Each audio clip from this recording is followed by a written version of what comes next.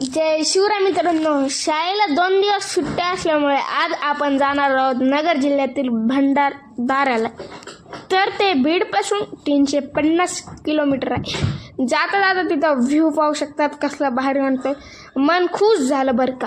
तर तिथं हे कळत नाही ढग डोंगराला चिटकले का ढग डोंगराला चिटकले का डोंगर ढगाला चिटकले, मला म्हणताच येत नाही.